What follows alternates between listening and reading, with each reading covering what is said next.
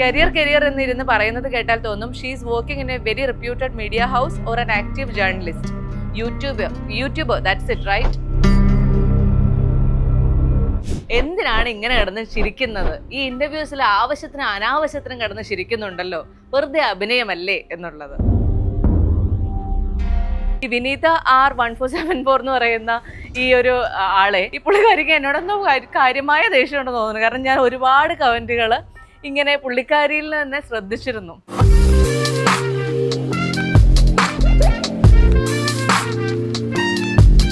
അപ്പോൾ കുറച്ച് കാലമായിട്ട് ചെയ്യണമെന്ന് ആഗ്രഹിച്ച വളരെ ക്ലീഷേ ആയിട്ടുള്ള ഒരു എപ്പിസോഡാണ് നമ്മൾ ഇന്ന് എടുക്കുന്നത്. Comments reaction. ഇത് കുറേ കാലമായിട്ട് ചെയ്യണമെന്ന് ഞാൻ ആഗ്രഹിച്ചതാണ്. പക്ഷെ ഞാൻ ഈ ഒരു 5-6 വർഷമായിട്ട് ഈ ഇൻഡസ്ട്രിയിൽ ഇങ്ങനെ നിൽക്കുന്നതുകൊണ്ട് എവിടെ നിന്ന് തുടങ്ങണം, എങ്ങനെ തുടങ്ങണം എന്ന് എനിക്ക് അറിയില്ലായിരുന്നു. അപ്പോൾ ഈ പേഴ്സണൽ ചാനലിലൂടെ തുടങ്ങി കഴിഞ്ഞപ്പോഴത്തേക്കും പതിവിന് വിപരീതമായി ഒരുപാട് നല്ല കമൻറ്റുകളും എന്നെ ഇഷ്ടപ്പെടുന്ന ആൾക്കാരും ഒക്കെ ഉണ്ടെന്ന് അറിയാൻ സാധിച്ചു. പക്ഷെ അപ്പോഴും നമ്മൾ കാണുന്ന ചില എപ്പോഴെങ്കിലും ഒക്കെ ഒന്ന് മറുപടി പറയണമല്ലോ എന്ന് ആഗ്രഹിക്കുന്ന ചില കമൻറ്റുകൾക്ക് മറുപടി പറഞ്ഞങ്ങ് പോകാമെന്ന് വിചാരിച്ചു. ഒരു സാധനം തുടങ്ങല്ലേ, അപ്പോൾ നല്ലൊരു കമൻറ്റിൽ നിന്ന് തുടങ്ങാം. ഇന്ന് ഞാൻ പേഴ്സണൽ ചാനൽ എടുത്തപ്പോൾ ശ്രദ്ധിച്ച ആദ്യത്തെ ഒരു നല്ല കമൻറ്റ് എന്ന് പറയുന്നത്, ഇതുവരെ കാണാത്ത ഭയങ്കര മെച്യൂരിറ്റി ആൻഡ് കോൺഫിഡൻസ് ഉള്ള വീണ, ഓൾ ദ ബെസ്റ്റ്, ഹസ്ബൻഡിനെയും കൂടി കാണിക്കാമായിരുന്നു എന്നുള്ളത്. അപ്പോൾ ഇങ്ങനൊരു കമൻറ്റ് ഇട്ടതിൽ വളരെ സന്തോഷം. പിന്നെ ഹസ്ബൻഡിനെയും കൂടെ കാണിക്കാമോ എന്നൊക്കെ ഒരുപാട് പേര് പറയാറുണ്ട്. ഓരോ ആളുകൾ ഓരോ തരത്തിലല്ലേ. ഞാൻ കുറച്ച് എക്സ്ട്രോവേർട്ട് ആയിട്ടുള്ള ഒരാളാണ്. പക്ഷെ എൻ്റെ ഹസ്ബൻഡ് ജീവൻ കുറച്ച് ഇൻട്രോവേർട്ട് ആയിട്ടുള്ള, അങ്ങനെ ഭയങ്കര മീഡിയ അറ്റൻഷനും അങ്ങനെയുള്ള കാര്യങ്ങളൊന്നും ഇഷ്ടപ്പെടാത്ത, മാറി നിൽക്കാൻ ആഗ്രഹിക്കുന്ന ആളാണ്. അപ്പോൾ അതുകൊണ്ട് തന്നെ ആ പ്രൈവസിയെ മാനിച്ചുകൊണ്ടാണ് ഞാനിങ്ങനെ എല്ലാത്തിലും നിങ്ങളും കൂടെ വന്ന് നിൽക്കണം കേട്ടോ എന്ന് നിർബന്ധം പിടിക്കാത്തത്. അതാണ് സംഭവം. ഇനി അടുത്ത ഒരു കമൻറ്റ് എന്ന് പറയുന്നത്, നമ്മൾ ഈ പ്രഗ്നൻസി ആണെന്നുള്ള കാര്യമൊക്കെ റിവീൽ ചെയ്തപ്പോൾ അതിനോടനുബന്ധിച്ച് ഒരു 2-3 വീഡിയോസ് എടുത്തിരുന്നു. അതായത് മൊത്തത്തിലൊരു പ്രഗ്നൻസി എന്ന് പറഞ്ഞാൽ തന്നെ ഒരു 3 വീഡിയോ ഞാൻ എടുത്തിരുന്നു. അപ്പോൾ അതിന് കുറച്ച് ഓവറായെന്ന് എനിക്കും തോന്നുന്നുണ്ട്. എന്നാൽ അതിന് വന്ന ഒരു കമൻ്റ് ആയിരുന്നു, എന്തിനാണ് ഇതൊക്കെ ഒരു കണ്ടൻ്റായി വീഡിയോ ഇടുന്നത്? ഇതൊക്കെ നിങ്ങളുടെ പേഴ്സണൽ മാറ്റേഴ്സ്, സബ്സ്ക്രൈബേഴ്സിനോട് അറിയിക്കുന്നത് എന്തിന്? ആദ്യത്തെ വീഡിയോയിൽ തന്നെ പറഞ്ഞിരുന്നു കരിയർ സ്റ്റേബിൾ ആക്കാൻ വേണ്ടി 6 years വെയിറ്റ് ചെയ്തു എന്നൊക്കെ. പിന്നെയും അത് തന്നെ ഒരു വീഡിയോ ആക്കി ഇട്ടിരിക്കുന്നത് വിഷയ ദാരിദ്ര്യം കൊണ്ടാണോ? ഈ വിനീത R1474 എന്ന് പറയുന്ന ഈ ഒരു ആളെ ഈ പുള്ളിക്കാരിക്ക് എന്നോടൊന്നും കാര്യമായ ദേഷ്യമുണ്ടെന്ന് തോന്നുന്നു. കാരണം ഞാൻ ഒരുപാട് കമൻറ്റുകൾ ഇങ്ങനെ പുള്ളിക്കാരിയിൽ തന്നെ ശ്രദ്ധിച്ചിരുന്നു. എന്തോ നമ്മുടെ പേഴ്സണൽ ചാനലാണ്, നമ്മുടെ പേഴ്സണൽ കാര്യങ്ങൾ മാത്രം പറയാനുള്ള ഒരു ചാനലാണ്. അപ്പോൾ പിന്നെ അതിനകത്ത് എനിക്കിഷ്ടമുള്ള കാര്യങ്ങൾ പറയാനുള്ള സ്വാതന്ത്ര്യം എനിക്കില്ലേ? ആ ഒരു സ്വാതന്ത്ര്യം മാത്രമാണ് ഞാൻ ഉപയോഗിച്ചിട്ടുള്ളൂ. നമ്മുടെ കൂടെ നടക്കുന്നവരായിട്ട്, നമ്മുടെ വീട്ടിലെ ഒരാളെ പോലെ തന്നെയാണ് എൻ്റെ വീഡിയോസ് കാണുകയും എന്നോട് അഭിപ്രായങ്ങൾ പറയുകയും എനിക്ക് ഫീഡ്ബാക്ക് തരികയും ഒക്കെ ചെയ്യുന്ന ഈ സബ്സ്ക്രൈബേഴ്സ് എന്ന് പറയുന്നത്. അപ്പോൾ അവരെ ഒരുപാട് ചോദിച്ച കാര്യമാണ്, പ്രഗ്നൻ്റ് ആണോ, വയറ് വീർത്തല്ലോ, മൊത്തത്തിലൊരു ക്ഷീണമുണ്ടല്ലോ, കിതപ്പുണ്ടല്ലോ എന്നൊക്കെയുള്ള കാര്യങ്ങൾ. അപ്പോൾ അതുകൊണ്ട് തന്നെ അത് ചെയ്തു കഴിഞ്ഞപ്പോൾ ഉണ്ടായ കാര്യമായിരുന്നു. അപ്പോൾ ഈ കാര്യം എന്തുകൊണ്ടാണ് 6 years ഒക്കെ ഡിലേ ചെയ്തതെന്നുള്ളത്, അപ്പോൾ അതിന് മറുപടി കൊടുക്കണം എന്ന് തോന്നി. അതുപോലെ തന്നെ പാരൻസിൻ്റെ റിയാക്ഷൻ, അത് എൻ്റെ ജീവിതത്തിൽ എനിക്ക് ഭയങ്കര സന്തോഷം നൽകിയ കാര്യങ്ങളായിരുന്നു. അപ്പോൾ അതൊക്കെ നിങ്ങളെ അറിയിച്ചെന്ന് മാത്രമേ ഉള്ളൂ. അതിപ്പോൾ നമുക്ക് കാണാൻ ഇഷ്ടമുള്ളവർ, ഇത് പൂർണ്ണമായും ഒരു പേഴ്സണൽ ചാനലാണ്. അപ്പോൾ കാണാൻ ഇഷ്ടമുള്ളവർ മാത്രം കാണുക. കാണാൻ ഇഷ്ടപ്പെടുന്നില്ല എന്നുണ്ടെങ്കിൽ തീർച്ചയായിട്ടും അൺസബ്സ്ക്രൈബ് ചെയ്ത് പോകാനുള്ള, അൺഫോളോ ചെയ്ത് പോകാനുള്ള എല്ലാ സ്വാതന്ത്ര്യവും നിങ്ങൾക്കുണ്ട്. അപ്പോൾ അതിനെ നിങ്ങൾ നന്നായി വിനിയോഗിക്കുക കേട്ടോ. ഇനി വേറെ 2 കമൻറ്റുകൾ ഒരുമിച്ച് പറയാം. നിങ്ങൾ പോയി പ്രസവിക്കൂ, ഞങ്ങൾ എന്തിനാ ഇതൊക്കെ സഹിക്കുന്നത്? അതൊരു കമൻറ്റ്. അടുത്ത കമൻറ്റ്, ഇങ്ങനെ പോയാൽ അൺഫോളോ ചെയ്യേണ്ടി വരും, വെറുപ്പിക്കലാണ്, വേറെ കണ്ടന്റ് ഒന്നും ഇല്ലേ? ഈ 2 കമൻറ്റിന് മറുപടി പറയാം. അതായത് പ്രഗ്നൻസി എന്ന് പറയുന്നത് ഞാൻ ഭയങ്കരമായിട്ട് ആലോചിച്ച് വളരെ പ്ലാൻഡ് ആയിട്ട് എപ്പോൾ ചെയ്യണമെന്ന് ആഗ്രഹിച്ച് അതിനനുസരിച്ച് ദൈവം സഹായിച്ച് വന്ന ഒരു കാര്യമാണ്. അപ്പോൾ അതുമായിട്ട് ബന്ധപ്പെട്ട് നമ്മളുടെ ഒരു ഓവർ എക്സൈറ്റ്മെൻറ്റിൽ നമ്മൾ കുറച്ചധികം കാര്യങ്ങൾ അതിനെക്കുറിച്ച് പറഞ്ഞിട്ടുണ്ട് എന്നുള്ളത് സത്യമാണ്. പക്ഷെ അതിൻ്റെ പേരിൽ നമ്മളിങ്ങനെ സൈബർ ബുള്ളിങ് ചെയ്യേണ്ടതുണ്ടോ? കാരണം ഇത് എന്ത് തരത്തിലുള്ള കണ്ടൻ്റാണ്, എന്ത് വീഡിയോ ആണെന്ന് നമ്മൾ വീഡിയോയുടെ തംബ്നെയിലിൽ തന്നെ വളരെ വ്യക്തമായി പറയുന്നുണ്ട്. അപ്പോൾ കേൾക്കണമെന്നോ കാണണമെന്നോ ആഗ്രഹമുള്ളവർക്ക് മാത്രം കണ്ടാൽ പോരെ. അപ്പോൾ അതൊരു കണ്ടു കഴിഞ്ഞിട്ട് പിന്നെ അതിനെ വന്നിരുന്ന് ചീത്ത വിളിക്കേണ്ടതുണ്ടോ?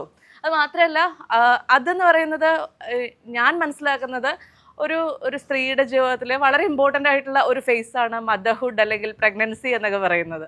അപ്പോൾ അതിനെ ഞാനൊന്ന് സെലിബ്രേറ്റ് ചെയ്തു, അത്രയേ ഉള്ളൂ. അതിന് ഇത്രമാത്രം ദേഷ്യപ്പെടേണ്ട, തീർച്ചയായിട്ടും ഇത് കണ്ടന്റ് കുറച്ച് ഓവറാണെന്നുള്ളൊരു തോന്നൽ പിന്നീട് എനിക്കും തോന്നി. അതുകൊണ്ട് ഞാനത് കുറയ്ക്കുന്നുണ്ട്. എന്നാൽ പോലും അതിനിങ്ങനെ രൂക്ഷമായ ഭാഷയിൽ പ്രതികരിക്കാതെ കുറച്ചും കൂടെയൊക്കെ ഒന്ന് മയത്തിൽ പ്രതികരിക്കാനായിട്ട് ശ്രമിച്ചുകൂടെ എന്നുള്ള എൻ്റെ ഒരു റിക്വസ്റ്റും കൂടെ അതിൻ്റെ കൂടെ ഉണ്ട് കേട്ടോ. എനിക്ക് അടുക്കളയിൽ ജോലി ചെയ്യാൻ ഭയങ്കര ഇഷ്ടമുള്ള ആളൊന്നുമല്ല. എങ്ങനെയെങ്കിലും എന്തെങ്കിലും ഒരു രക്ഷയുണ്ടെങ്കിൽ അടുക്കളയിലേക്ക് കയറാതിരിക്കണം എന്ന് ആഗ്രഹിക്കുന്ന ഒരാളാണ് ഞാൻ. അപ്പോൾ അതുമായിട്ട് ബന്ധപ്പെട്ട് ഞാൻ എൻ്റെ വീടിൻ്റെ ഹോം ടൂർ ഇട്ടപ്പോൾ ഞാൻ സത്യസന്ധമായി പറഞ്ഞു, അടുക്കളയിലേക്ക് ഞാൻ അധികം കയറാറില്ല, അല്ലെങ്കിൽ അതെൻ്റെ ഒരു ഫേവറേറ്റ് സ്പോട്ട് അല്ല എന്നുള്ളത്. അപ്പോൾ ഒരു കമൻ്റ് ആയിരുന്നു, ഇപ്പോഴത്തെ ഒരു സ്റ്റൈലാണ് അടുക്കളയിൽ തീരെ കയറാറില്ല എന്ന് പറയുന്നത് എന്ന് തോന്നുന്നു എന്നുള്ളത്. ഇപ്പോഴത്തെ ട്രെൻഡാണോ ഇല്ലയോ ഉള്ളതെന്നൊന്നും എനിക്കറിയില്ല. ഞാൻ പറഞ്ഞത് എൻ്റെ ഒരു ഹോം ടൂർ കാണിച്ചപ്പോൾ എൻ്റെ പേഴ്സണൽ ചാനലിൽ വളരെ പേഴ്സണലായിട്ടുള്ള ഒരു കാര്യം പറയുമ്പോൾ, അതേസമയം ഞാൻ ഒരു ഏരിയയിൽ നമ്മൾ കുറച്ച് വീക്കാണെങ്കിൽ, അല്ലെങ്കിൽ ഒരു ഏരിയയിൽ നമുക്ക് താല്പര്യമില്ല എന്നുണ്ടെങ്കിൽ മറ്റൊരു ഏരിയയിൽ അതിന് കൂടുതൽ വർക്ക് ചെയ്യാൻ ശ്രമിക്കുന്നുണ്ട്. അപ്പോൾ അടുക്കളയിൽ കയറുന്നില്ല എന്നുള്ളതൊരു വലിയ തെറ്റായിട്ട്, അതും നമ്മളുടെ ഇന്നത്തെ കാലത്ത് അതിനൊരു വലിയ തെറ്റായിട്ട് ഇങ്ങനെ കൊട്ടിഘോഷിക്കേണ്ട കാര്യമുണ്ടോ? ഇല്ലെന്നാണ് എൻ്റെ ഒരു വ്യക്തിപരമായ അഭിപ്രായം. ഇതിന് നിങ്ങളുടെ അഭിപ്രായം എന്താണെന്നുള്ളത് അറിയാൻ എനിക്ക് ആഗ്രഹമുണ്ട്. ഒന്ന് കമൻറ്റ് ചെയ്തേക്കണം കേട്ടോ. വീണ, താൻ ഇത്തിരി റിപ്പീറ്റഡ് ആവുന്നുണ്ട് ക്വസ്റ്റ്യൻസിൽ. എല്ലാ ഇൻ്റർവ്യൂവിലും ഒരേ ക്വസ്റ്റ്യൻസ് ആണ് ചോദിക്കുന്നത്. Just study one thing, not marriage and kids are life, first let them grow as an artist. തീർച്ചയായിട്ടും സത്യമാണ്. അതല്ല അവരുടെ പേഴ്സണൽ ചോയ്സാണ്. കല്യാണം കഴിക്കണോ കുട്ടികളാവണോ എന്നുള്ളതൊക്കെ അവരുടെ പേഴ്സണൽ ചോയ്സാണ്. വളരെ സത്യമാണ്. പക്ഷേ നമുക്ക് എല്ലാവർക്കും ഭയങ്കര സ്ട്രോങ് ആയിട്ട് പറയാൻ പറ്റുമോ, ഇങ്ങനെയുള്ള കാര്യങ്ങൾ ഞങ്ങൾ അറിയാനേ ആഗ്രഹിക്കുന്നില്ല, നിങ്ങൾ ഒരു കാരണവശാലും ചോദിക്കരുതെന്ന്? അങ്ങനെ ആയിരുന്നെങ്കിൽ അത്തരത്തിൽ നമ്മളിടുന്ന വീഡിയോസിനും റീൽസിനും ഒക്കെ എത്രമാത്രം വ്യൂസ് വരുമായിരുന്നു. അപ്പോൾ ഉള്ളിൻ്റെ ഉള്ളിൽ നമുക്കൊക്കെ ഇതൊക്കെ അറിയാനും ഇതൊക്കെ എൻജോയ് ചെയ്യാനും ഒക്കെ ഇഷ്ടമാണ്. പക്ഷേ നമ്മളുടെ ഉള്ളിലുള്ള ആ ഒരു സോ കോൾഡ് ഇൻ്റലക്ച്വൽസ് ഇതൊന്നും സമ്മതിക്കത്തില്ല. എന്തിനാ അത് ഇടുന്നത്, എന്തിനാ അങ്ങനെ ചോദിക്കുന്നത് എന്നൊക്കെ പറയുന്നുണ്ട്. ഞാനെന്ന് പറയുന്നത് ഒരു very common, very normal human being ആണ്. ചിലപ്പോൾ ഇങ്ങനെയൊക്കെയുള്ള കാര്യങ്ങൾ സംസാരിക്കാനും നമ്മുടേതായ പേഴ്സണൽ ടൈമിൽ ഇതൊക്കെ പറഞ്ഞ് ചിരിക്കാനും ഒക്കെ ഇഷ്ടപ്പെടുന്ന ഒരാളാണ്. അപ്പോൾ അതുകൊണ്ട് തന്നെ എന്നെപ്പോലുള്ള ആളുകൾക്ക് ചിലപ്പോൾ ഇങ്ങനെയുള്ള കാര്യങ്ങൾ കേൾക്കാൻ ആഗ്രഹം ഉണ്ടാവും, അവരെന്താ മറുപടി പറയുന്നതെന്ന് കേൾക്കാൻ ആഗ്രഹം ഉണ്ടാവും. അതൊക്കെ ഓർത്തിട്ട് ചോദിക്കുന്ന, അല്ലാതെ ഒരാളെ വേദനിപ്പിക്കണമെന്നോ, അല്ലെങ്കിൽ നിങ്ങളെന്താ കല്യാണം കഴിക്കാത്ത, നിങ്ങൾക്ക് എന്താ കുട്ടികളാവാത്ത എന്നൊന്നും കുത്തി ചോദിച്ച് അവരെ ബുദ്ധിമുട്ടിക്കണമെന്നോ അങ്ങനെയുള്ള ഒരു ആഗ്രഹങ്ങളും വെച്ചിട്ട് ചോദിക്കുന്നതല്ല. അങ്ങനെ ആയിരുന്നെങ്കിൽ, അവർക്ക് എന്തെങ്കിലും ബുദ്ധിമുട്ടുണ്ടായിരുന്നെങ്കിൽ തീർച്ചയായിട്ടും നമുക്ക് ആ ചാനലിൽ നിന്നോ അല്ലെങ്കിൽ ആ വീഡിയോയിൽ നിന്നോ ആ ഭാഗം റിമൂവ് ചെയ്യായിരുന്നു. അവർക്ക് ആർക്കും അതൊരു പ്രശ്നമില്ല. അവരെല്ലാതിനെ അതിനെ വളരെ ലൈറ്റ് ഹാർട്ടഡ് ആയിട്ടാണ് എടുക്കുന്നത് എന്നുള്ളത് കൊണ്ട് മാത്രമാണ് നമ്മൾ അങ്ങനെയുള്ള വീഡിയോസിൻ്റെ ആ പോർഷൻസ് എല്ലാം ആഡ് ചെയ്യുന്നത്. അപ്പോൾ അത് നിങ്ങളും കൂടെ ഒന്ന് മനസ്സിലാക്കിയിരുന്നെങ്കിൽ വളരെ സന്തോഷം ഉണ്ടായിരുന്നു. ഇനി കണ്ട ഒരു കമൻ്റ് ആണ്, വീണയോട് പല വീഡിയോകളും കാണുമ്പോൾ തോന്നിയ ഒരു കാര്യം പറഞ്ഞോട്ടെ. വീണയ്ക്ക് എല്ലാ സെലിബ്രിറ്റീസിനെയും അറിയാമായിരിക്കും, പക്ഷേ തൊടാനുള്ള ഫ്രീഡം, അത് സ്ത്രീകളെ ആണെങ്കിലും പുരുഷന്മാരെ ആണെങ്കിലും നല്ല പേഴ്സണൽ അടുപ്പമുണ്ടെങ്കിൽ മാത്രമേ ഫ്രീക്വൻ്റ് ആയിട്ട് കയ്യിലൊക്കെ കയറി പിടിക്കാൻ പാടുള്ളൂ. ചിലർ പുറമെ എക്സ്പ്രസ് ചെയ്യില്ല, പക്ഷെ ഉള്ളിൽ അൺകംഫർട്ടബിൾ ആകും. കാണുമ്പോൾ പറയണമെന്ന് തോന്നി, അതുകൊണ്ട് പറഞ്ഞതാണ്. ഇതിന് എൻ്റെ ഒരു ന്യായീകരണം എന്ന് പറയുന്നത്, കഴിഞ്ഞ ഒരു 6 വർഷമായിട്ട് ഈ ഇൻഡസ്ട്രിയിൽ നിൽക്കുന്ന ആളാണ് ഞാൻ. അപ്പോൾ അതുകൊണ്ട് തന്നെ നമുക്ക് ഇവരെല്ലാവരുമായിട്ടും ടു എൻ എക്സ്റ്റെൻറ്റ് ഒരു പേഴ്സണൽ അടുപ്പമുണ്ട്. ഇപ്പം നിങ്ങൾ തന്നെ നിങ്ങളുടെ സുഹൃത്തുക്കൾ അല്ലെങ്കിൽ പേഴ്സണൽ അടുപ്പമുള്ളവരോട് എങ്ങനെയായിരിക്കും ബിഹേവ് ചെയ്യുക? നമ്മളൊരു പക്ഷേ കുറച്ച് അടുത്ത് നിന്നായിരിക്കും സംസാരിക്കുക, അല്ലെങ്കിൽ നമുക്ക് നമ്മുടെ ഉള്ളിലുള്ള എല്ലാ കാര്യങ്ങളും എക്സ്പ്രസ് ചെയ്യാനുള്ള ഫ്രീഡം ഉണ്ടാകും. ആ രീതിയിലുള്ള ഒരു ഫ്രീഡം ഞാൻ ഭൂരിഭാഗം ആൾക്കാരുമായിട്ട് മെയിൻറ്റെയിൻ ചെയ്യാറുണ്ട്.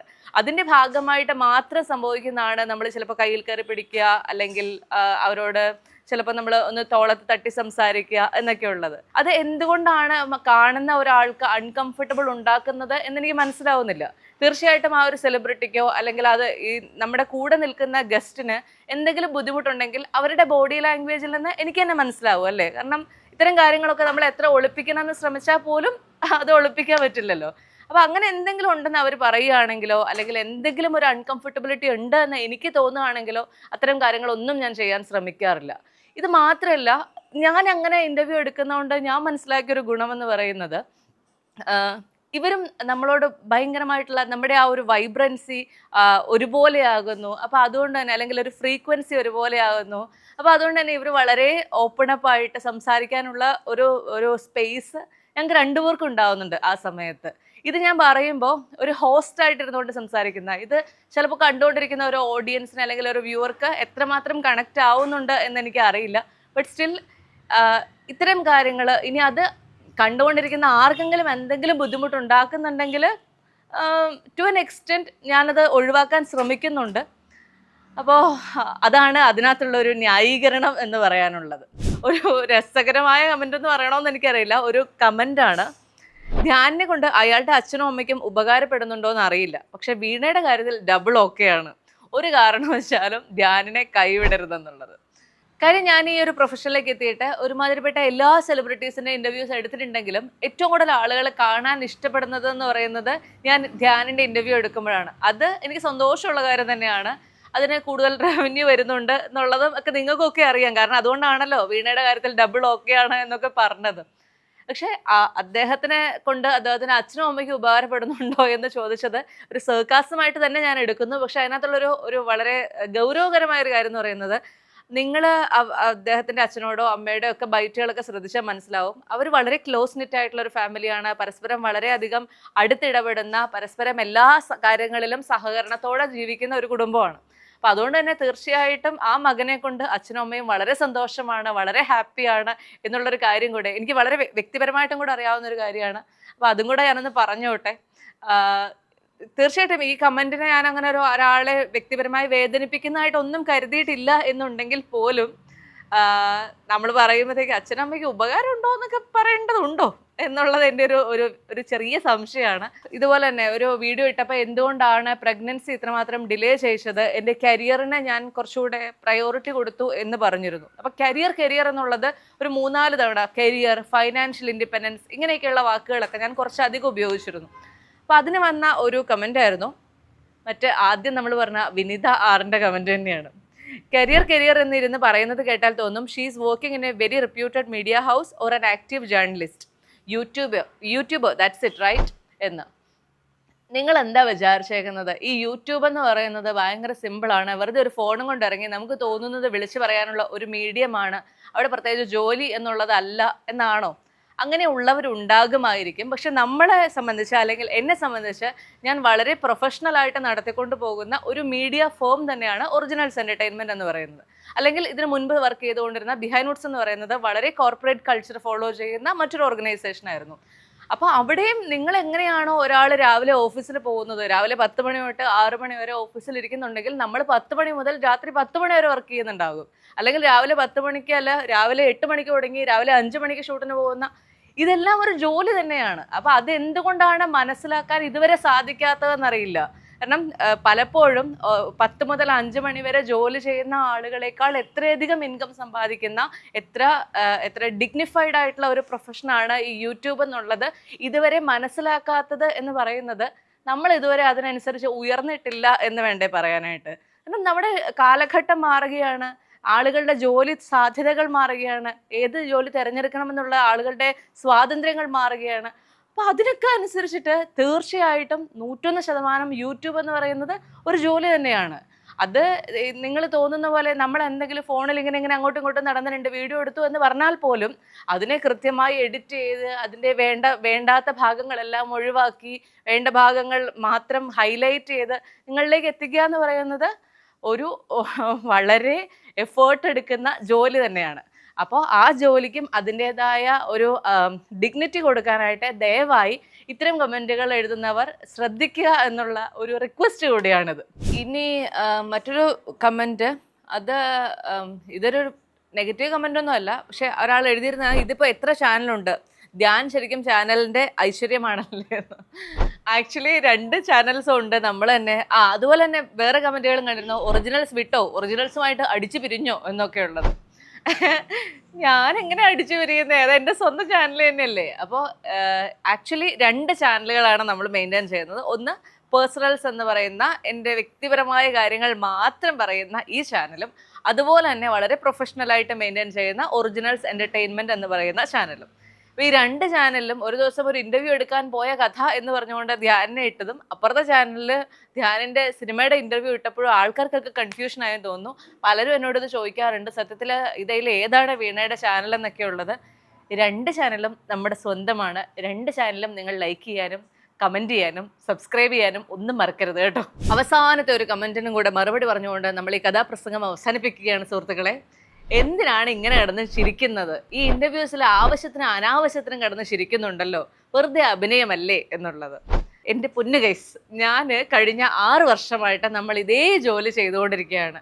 ഈ 6 വർഷവും ഞാൻ കേട്ടുകൊണ്ടിരിക്കുന്ന ചോദ്യമാണ്, എന്തിനാണ് ഇങ്ങനെ കിടന്ന് ചിരിക്കുന്നതെന്ന്. ഇനിയെങ്കിലും നിങ്ങൾക്ക് മനസ്സിലാക്കിക്കൂടെ ഇതെൻ്റെ സ്വഭാവത്തിൻ്റെ ഒരു ഭാഗമാണെന്നുള്ളത്. നമ്മൾ എത്ര കാലം, ഇതിപ്പം നിങ്ങൾ പറയുകയാണ് ഈ അഭിനയം നിർത്തിക്കൂടെ എന്ന് ചോദിച്ചു കഴിഞ്ഞാൽ, എത്ര കാലം ഞാൻ അഭിനയിക്കും? ഒരു വർഷം അഭിനയിക്കും, 2 വർഷം അഭിനയിക്കും, 3 വർഷം അഭിനയിക്കും. 6 വർഷമൊക്കെ ഒരാൾക്കിരുന്ന് അഭിനയിക്കാൻ പറ്റുമോ? അങ്ങനെ ഇല്ലെന്നാണ് എൻ്റെ ഒരു വിശ്വാസം. ഇതെൻ്റെ ഒരു ജീവിതത്തിൻ്റെ ഭാഗമാണ്, എൻ്റെ സ്വഭാവത്തിൻ്റെ ഭാഗമാണ്, എന്നെ പരിചയമുള്ള എല്ലാവർക്കും അറിയുന്ന കാര്യമാണ്. അപ്പൊ അതുകൊണ്ട് തന്നെ ആ ചിരിയെ ദയവ് ചെയ്തൊന്ന് വെറുതെ വിടണം. അത് അതിന്റെ രീതിക്ക് അങ്ങ് പൊക്കോട്ടെ. അത് ഒരുപക്ഷെ എൻ്റെ ഇന്റർവ്യൂവിൽ ഇരിക്കുന്ന അല്ലെങ്കിൽ ഇന്റർവ്യൂ ഒരിടയ്ക്ക് ശ്രദ്ധിക്കപ്പെടാനുള്ള കാരണം പോലും ഈ ചിരിയൊക്കെ ആയിരിക്കാം. അപ്പൊ അതുകൊണ്ട് തന്നെ അതിനെ വെറുതെ വിടണം. എന്നെ വെറുതെ വിടണം. സ്നേഹിക്കണം, ചാനൽ ലൈക്ക് ചെയ്യണം, ഷെയർ ചെയ്യണം, സബ്സ്ക്രൈബ് ചെയ്യണം, കമന്റ് ചെയ്യണം. ഇതൊക്കെ പറഞ്ഞുകൊണ്ട് ഞാൻ ഈ എപ്പിസോഡ് അവസാനിപ്പിക്കട്ടെ. Thank you so much.